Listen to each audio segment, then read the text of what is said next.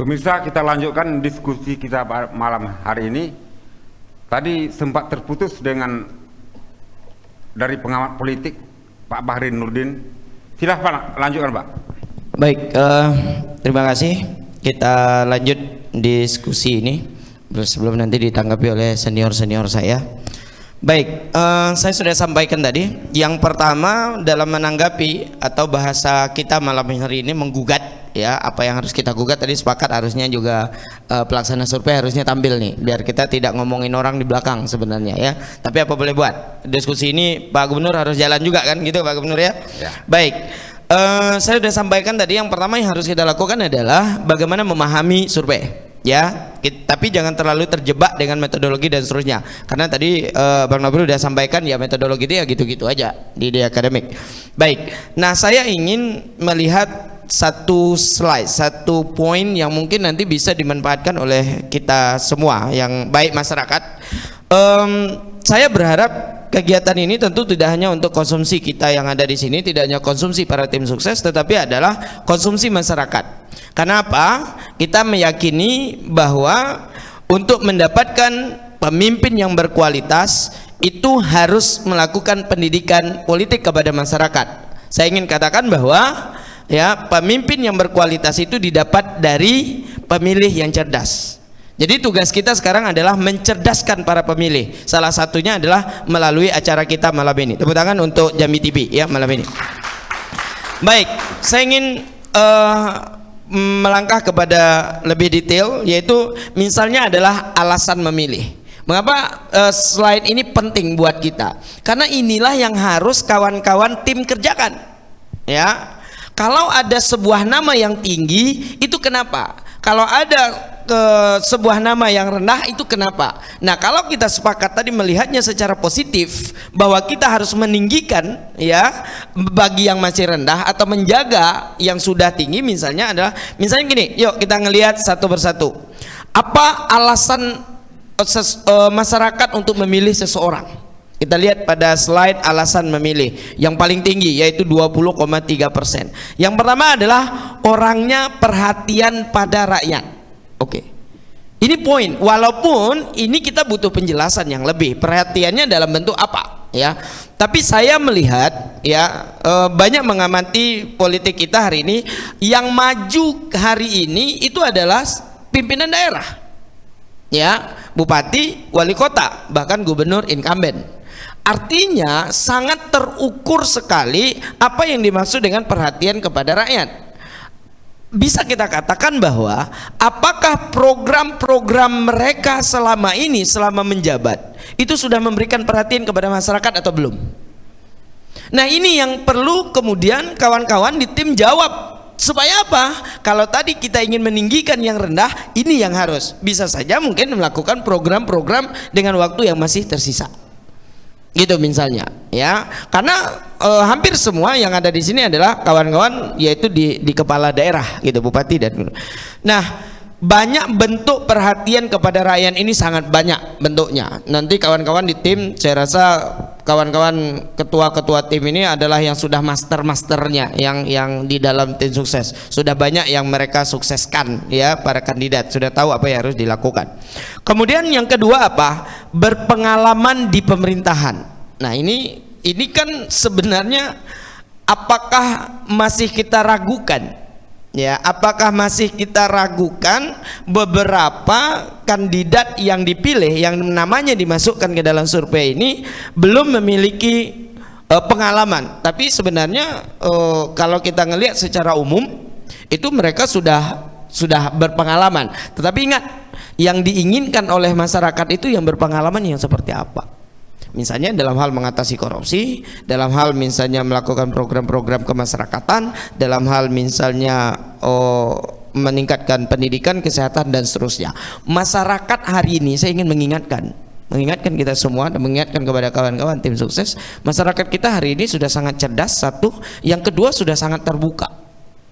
Kalau dulu informasi tentang yang ada di Sarolangun itu mungkin tidak sampai di Jambi. Informasi yang di Jambi tidak sampai ke Sarolangun, tidak sampai ke Bungo, tidak sampai ke Tebo, tidak sampai. Tapi hari ini semua informasi dikonsumsi oleh masyarakat.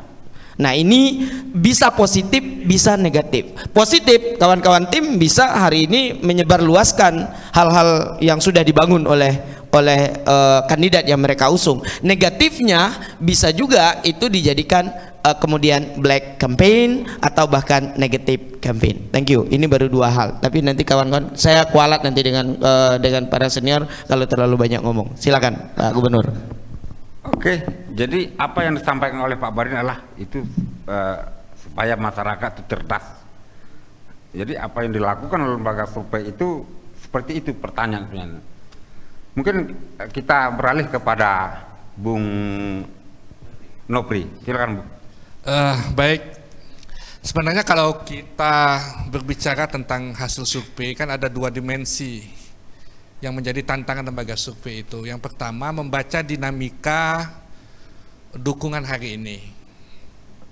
Kalau kita berbicara dukungan hari ini, tentu yang terbaca itu adalah peta elektoral sebulan atau 2 bulan yang akan datang.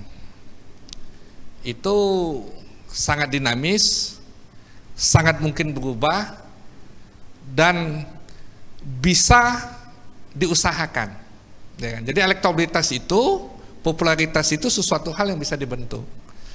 Nah, dimensi yang kedua di dalam survei itu sebenarnya adalah daya prediktif, kemampuan survei memprediksi hasil dari pemilihan. Nah, dimensi yang kedua ini memang terkadang menjadi titik lemah dari suatu hasil survei. Survei semakin jarang memiliki kemampuan memprediksi siapa yang bakal memenangkan suatu pemilihan. Nah, jawabannya apa? Karena memang dinamika pemilihan pilkada hari ini sangat kencang. Tadi Bung Baren sudah tahu yang maju ini kan kepala daerah semua, orang-orang pintar yang berkali-kali menang pilkada.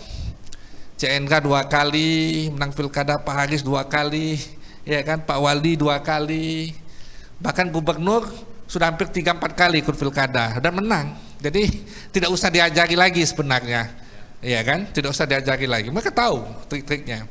Hanya saja persoalannya, data survei ini tetap bermanfaat. Apa? Kita tidak usah menafikan bagaimana contoh data yang sangat signifikan kalau kita ingin bicara menang, toleransi politik uang. Data tentang bagaimana sentimen-sentimen lokal, sentimen-sentimen etnis, sentimen program pembangunan itu mempengaruhi pilihan. Ya kan? Mempengaruhi pilihan itu tadi. Nah, terkadang tidak semua masalahnya data di dalam survei bisa dijadikan bahan untuk melakukan branding calon. Iya kan? Kalau misalnya ada data mengatakan pemilih suka pemimpin yang agamis, untuk pemimpin yang milenial nggak cocok, itu kita paksakan jadi kiai, ya kan? Nah, jadi memang branding terkadang harus bertolak belakang dalam tanda kutip dengan data survei. Artinya masing-masing tim mencoba memoles kandidatnya atau kandidatnya memoles dirinya sesuai dengan potensi yang ia miliki. Lalu apa kegunaan survei? Pada awalnya survei adalah alat pandu kita untuk melihat kondisi politik hari ini. Tetapi tren hari ini survei justru dijadikan alat propaganda. Saya hormat dengan teman-teman Carta yang melampirkan data yang cukup fair, saya nilai. Tetapi ada sisi propaganda yang tidak terkendali oleh teman-teman lembaga survei. Tapi iya kan? propaganda dalam politik itu biasa-biasa. Biasa saja. Ya. Artinya dalam hal ini lembaga survei juga teraniaya sebenarnya, ya kan? Ada framing yang memaparkan data mereka sesuai dengan kepentingan calon itu, walaupun itu sah-sah saja, ya kan? Nah, tetapi saya minta semua bakal calon gubernur ini ya kan, memiliki suatu strategi untuk mengedukasi masyarakat bagaimana mereka membentuk militansi pemilih mereka. Toh pada akhirnya semua bakal calon akan memiliki pendukung militan. Siapa yang paling besar, itulah yang akan memenangkan suatu pemilihan nanti. Oke. Mungkin kita beri kesempatan kepada dari tim yang disebut Wo Haris. Nah, mungkin Pak Hasan Polri, silakan. Terima kasih. Yang pertama saya kira tema ini harus dijelaskan dulu gitu. Ini temanya menggugat survei. Kalau saya bilang sih, saya nggak tahu yang lain. Kalau kita sendiri sebenarnya tidak pernah menggugat survei. Karena sebetulnya kalaupun kita mengeluarkan statement di media, itu ya yang menggugat sebenarnya media. Yang mengembangkan hasil survei, yang kemudian mempublishnya, memancing orang beropini, kemudian mencari narasumber untuk mengkritik sebuah survei, itu media gitu. Nah artinya kalaupun biasanya sebuah isu, sebuah opini itu akan ramai kalau ada kejanggalan, kalau ada sesuatu yang bisa dihidangkan ke publik sehingga menjadi ramai, dan itu biasanya tugas media gitu. Nah jadi kalau temanya menggugat survei, kalau dari kita jujur saja dari tim Wo Haris, anggaplah pendukung Wo Haris, kita tidak pernah menggugat survei manapun gitu. Terkecuali ada media yang menggugat yang kemudian mengkonfirmasi kepada kita, yaitu mungkin karena media mencium ada kejanggalan-kejanggalan dari sebuah ekspos survei itu, sehingga media juga tertarik untuk mengupas lebih dalam. Itu saja sebenarnya terkait dengan tema malam ini.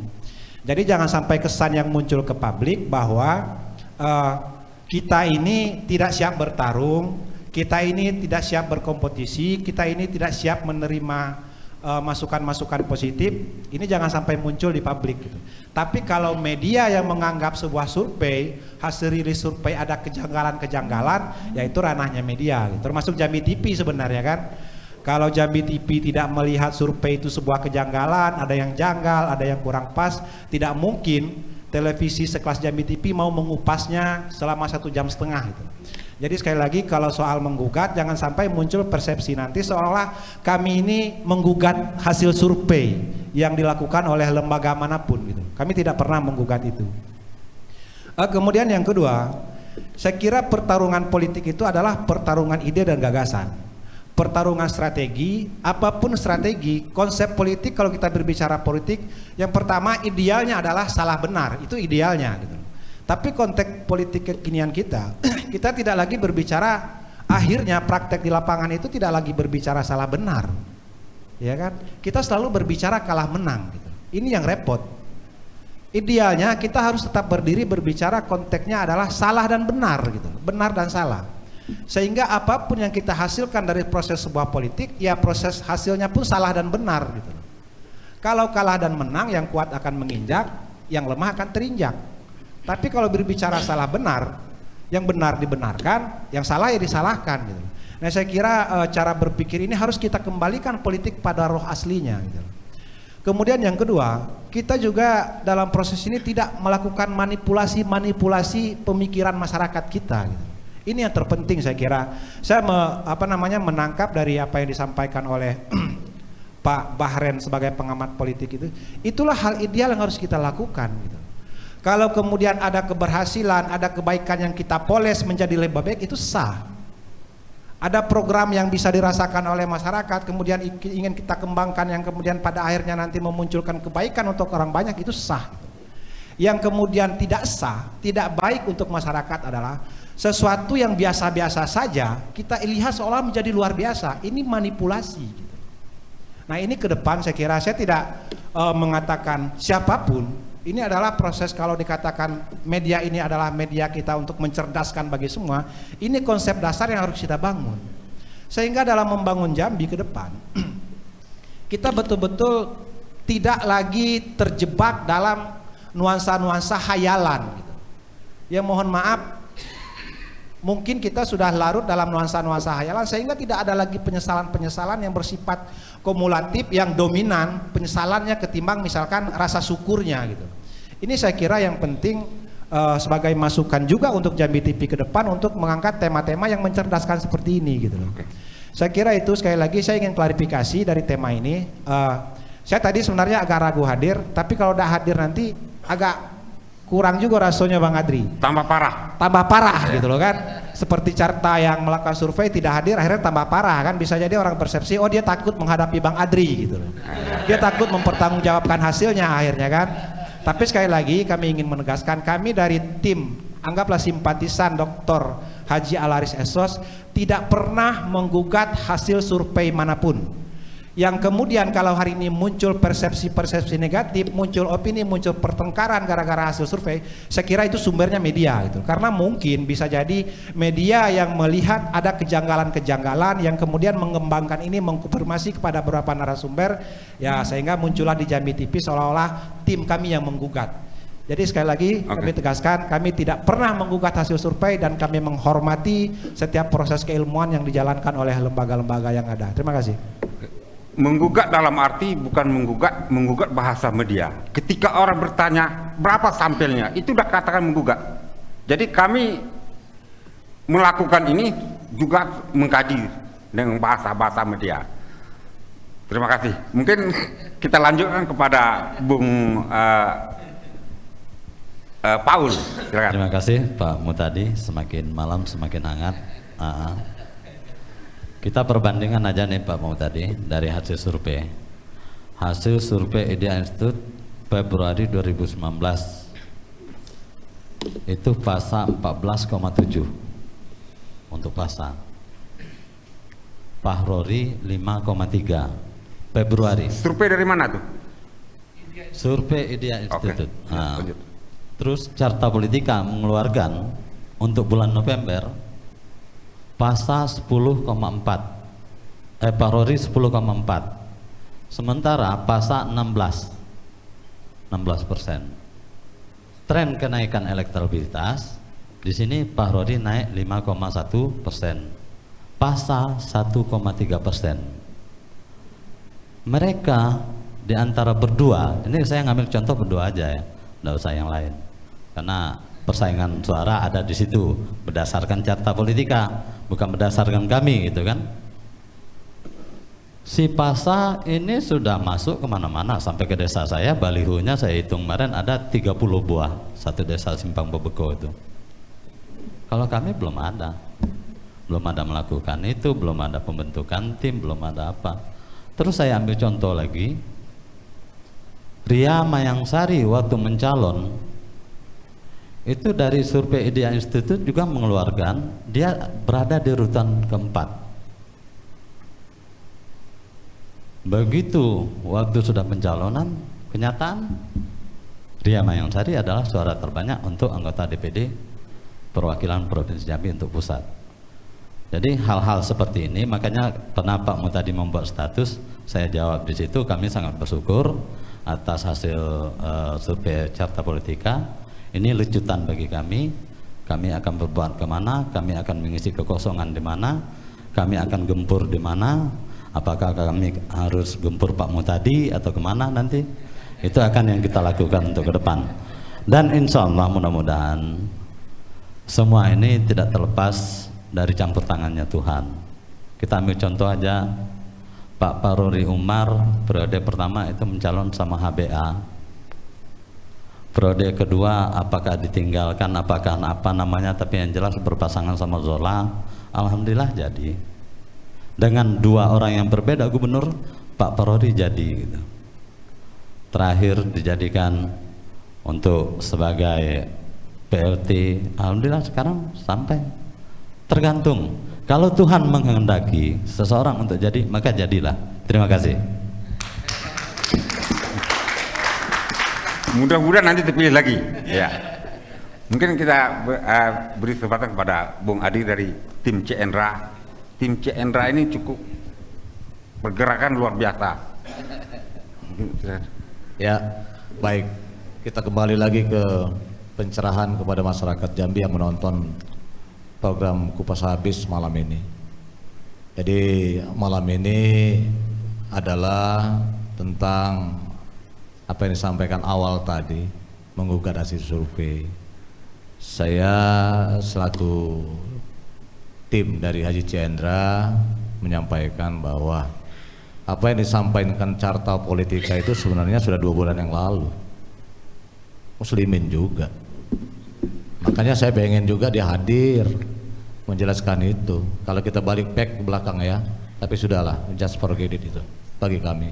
Tapi paling tidak ini sebagai bahan kita ke depan, bahwa salah satu indikator adalah survei.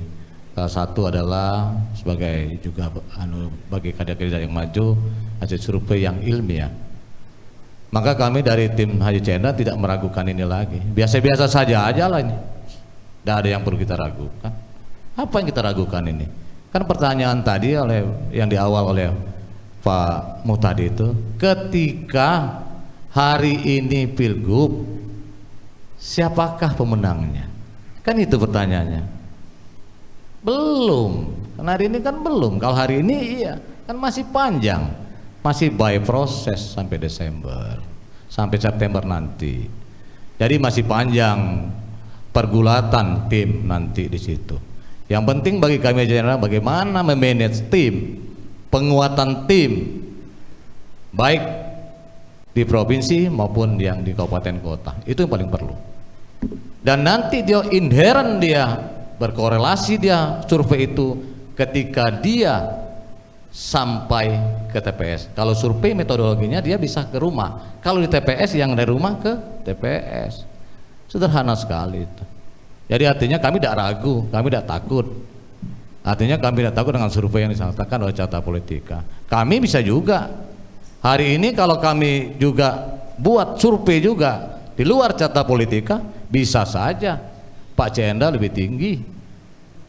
Kita harus realitas saja lah. Artinya, tapi sekali lagi kawan-kawanku semua yang tim sukses ini, mari kita bertanding sehat sajalah. Yang sehat, ya komunikatif, dan kita adalah bersaudara, bersahabat, semua-semuanya. Saya ini yang maju-maju ini sudah semua dengan saya nih. Artinya saya sudah pernah direktur semua di sini. Saya tahu persis itu. Mudah-mudahan ini tua saya ke lain ini. Yang apa dua? Mudah-mudahan saya dengan Bang Nasrul juga baik, dengan Miftahul Ikhlas, Bang Palori juga baik, juga Bang Aris, juga yang lain-lain, Haji Bakri dan juga yang lain-lain. Tapi mudah-mudahan kita mencari putra daerah nanti yang terbaik. Tapi yang tadi hari ini kita perlu jelaskan bahwa survei itu tidaklah segala-galanya. Oke. Survei itu adalah melecut kita tim untuk bisa macam mana bisa mengatasi, bagaimana bisa memanage tim ini supaya sampai tujuan dan 23 September Haji Cendra menang. Terima kasih. Assalamualaikum warahmatullahi wabarakatuh.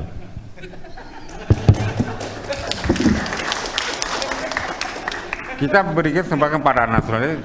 Saya menanyakan posisi calon Anda itu di atas apa yang bisa Anda komentari bukan Golkarnya gitu.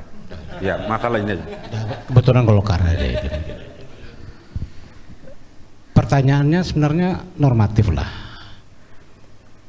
Bung tadi mempertanyakan kok Fasa itu di atas, dan itu wajar. Wong ganteng itu harus di atas. Itu biasa-biasa aja Pak Mu tadi. Tidak ada yang luar biasa. Fasa itu 16 apa 13, tidak ada persoalan buat kita. Iya kan? Kita masih punya waktu 180 hari lagi menjelang penetapan KPU. Masih ada perubahan-perubahan. Masih ada eskalasi-eskalasi yang perlu kita ikuti.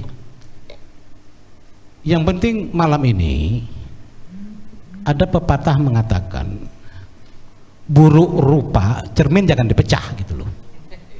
Ya kan begitu. Jangan dipecah cerminnya. Wajah kita aja yang jelek. Kok cermin yang harus dipecah? Itu yang coba Anda maknai dulu lah itu. Ya kan, enggak perlu itu gitu loh. Ya kan. Jadi angka-angka itu kita udah usah persoalkan lah. saya sepakat dengan adinda saya Bahren, Novi, itu kan mengalir, ya kan? Itu mengalir.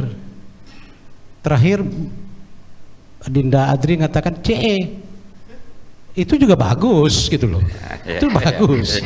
Nggak ada persoalan itu, iya kan? Aris juga bagus. Juga bagus, iya kan? Semuanya kan saudara-saudara kita semua.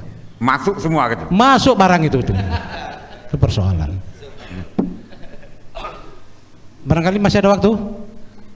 Break dulu Pak Mutadi, silakan. Ada kala sebuah informasi itu tidak sesuai dengan apa yang kita harapkan. Tapi di situ kita belajar dari makna dan pesan sebuah informasi tersebut. Saya kembali setelah yang satu ini.